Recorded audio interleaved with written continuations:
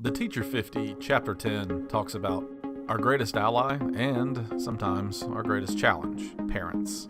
Specifically, parental engagement. These are the questions asked in Chapter 10. And instead of sharing their answers, Mr. Carter and I have decided to show you how we've answered this question in the past. The key factor to strong and productive relationships with parents is all about communication. There are so many tools at the disposal of the modern teacher. In this short video, we're going to show you a few of those tools.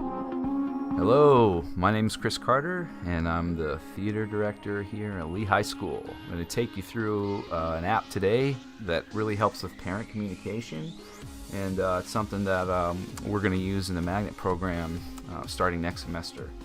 It's called Charms Office Assistant, and you have to pay once a year in order to use the software, but man, let me tell you, it's worth it. And then you see here, Winter Park High School. That's the school I was working at before I came here to Huntsville, and this is for the 2017-2018 school year. So we hit Enter Charms, and it gives us our home hub.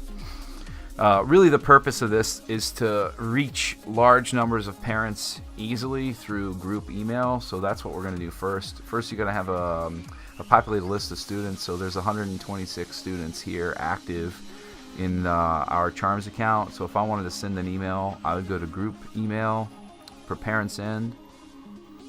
I tell it in my group email options who I want to send it to. So I could say I only want to send this to 9th grade parents. I only want to send this to 9th grade students. I want to send it to everybody. I only send it to students and parents affiliated with my performance. You can't take it with you. It was the show they did this year, etc., etc., etc. Then you load addresses and type like you would a normal email, send away, and you got 196 emails instantly sent.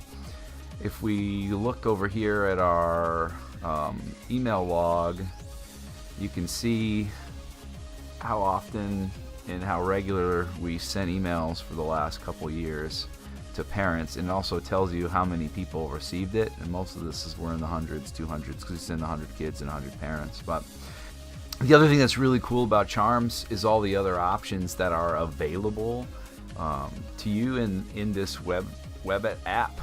The first is the calendar.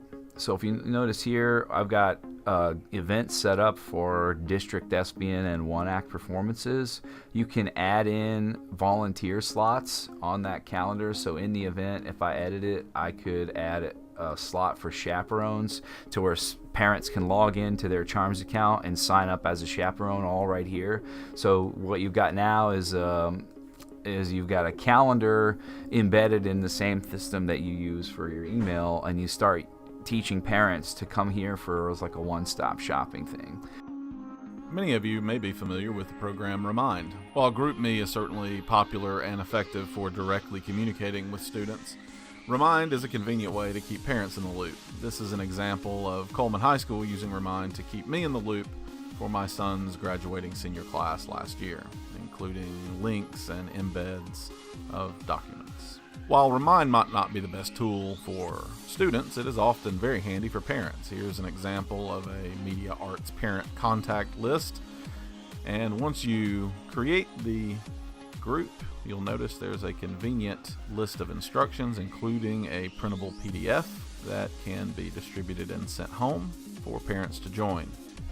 For those of you with extracurriculars and programs, especially programs with enthusiastic student participation, you may want to consider making parent volunteering a requirement. That is part of the expectation for parents at AAA.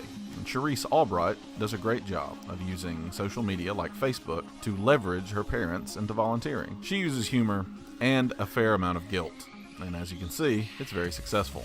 Here are parent volunteers, 4 grumpies, doing everything from makeup to costumes. Here's a volunteer expectation form that I've used in the past when casting a production. Before a student was officially part of the cast, their parent had to come to a mandatory parent meeting, which was very organized and laid out with rationale and explanations for why we were doing it this way, and parent involvement and volunteering for that show was at an all-time high. For Mr. Carter and I, there are 3 major takeaways from this chapter on parental contact that you can use in your classroom. Number 1, open lines of communication. Number 2, actually use them. Post often, make regular updates. And 3, and maybe the most important, make sure that when parents respond, you keep those lines of communication open. Let parents know that it is a two-way street and that they are welcome in your classroom if and when they are able. So there you have it. I hope you found some interesting information from this video.